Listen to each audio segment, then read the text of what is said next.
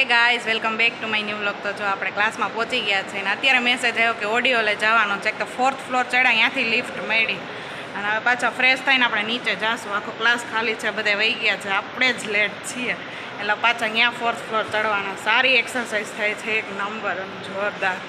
બહુ થાકી ગયા. એક તો કેપેસિટી હોય નહીં સીડી ચડવાની, શ્વાસ ચડી જાય ને પાછા ચડ્યા તો ખરી, હવે પાછું ઉતરીને જવાનું પણ છે. એટલે હવે જઈએ, પહેલાં હેન્ડ વોશને કરી લઈએ, ફેસ વોશને બધું ફ્રી થઈ જાય અને પછી નિરાતે જઈએ. નકર ત્યાં તો હવે 2-3 કલાક વહી જશે અને હવે બ્રેકમાં પાછું આવવાનું થશે નાસ્તો કરવા. એટલે એ આપણે બધું પતે એના પહેલાં આપણે ફ્રી થઈ જાય. નકર આ લોકો ટાઈમ દે એમ નથી ફ્રી થવાનો. જોઈએ, હાલો જઈએ હવે. આ બધું જોઈને તો એમ લાગે છે કે કોઈ હાઈફાઈ આવવાનું છે.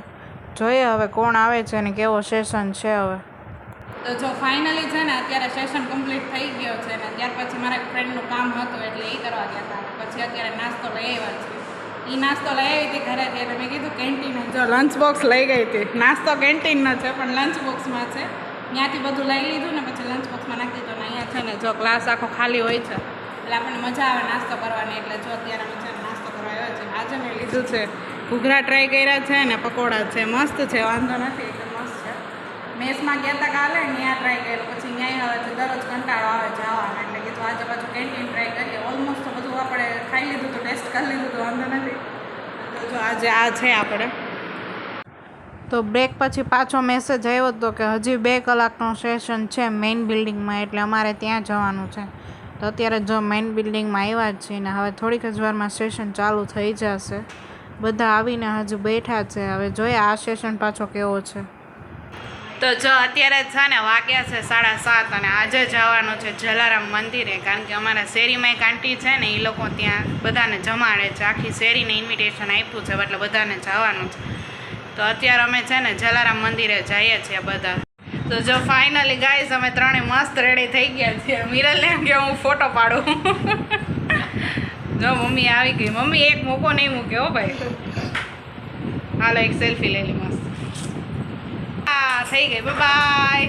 ચાલો બાય બાય. મસ્ત ready. Bye hi bye fie cry. Finally જો અમે મંદિરે છે ને અત્યારે પહોંચી ગયા છે ને વરસાદ આવ્યો છે એના લીધે બધું ભીનું ભીનું છે. સામીર ટાઈમે જ આવ્યો, છાંટા આવતા હતા.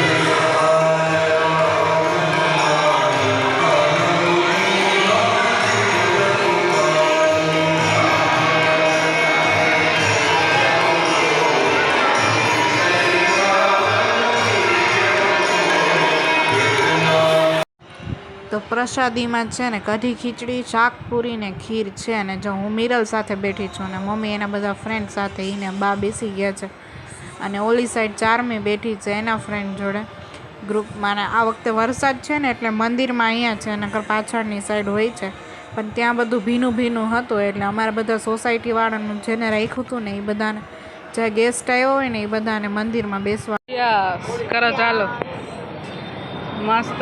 આપણા 250 સબસ્ક્રાઈબર પૂરા થઈ ગયા ને એ ખુશીમાં પાર્ટીઓ મસ્ત. ને 250 પૂરા કર્યા અને 50 વ્લોગ કમ્પ્લીટ થઈ ગયા.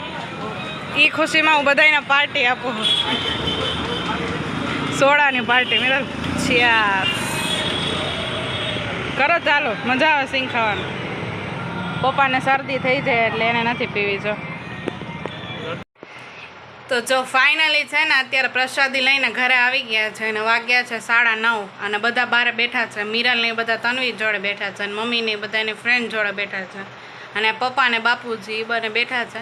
બધા ગ્રુપમાં છે અત્યારે. ને ધૈર્ય અને ચારમી એ બંને રમે છે અને આપણે કોલેજે જવું હોય એટલે અંદર આવતા રહ્યા છીએ. અને ફાઇનલી હું અહીંયા મારા વ્લોગનો એન્ડ કરું છું. જો તમને મારો વ્લોગ સારો લાગ્યો હોય તો ચેનલને સબસ્ક્રાઈબ જરૂરથી કરજો, પ્લસ લાઈક કરજો, શેર કરજો અને કમેન્ટ કરવાનું ભૂલતા નહીં. તો મળીએ જલ્દી નવા વ્લોગ સાથે. ત્યાં સુધી બાય બાય.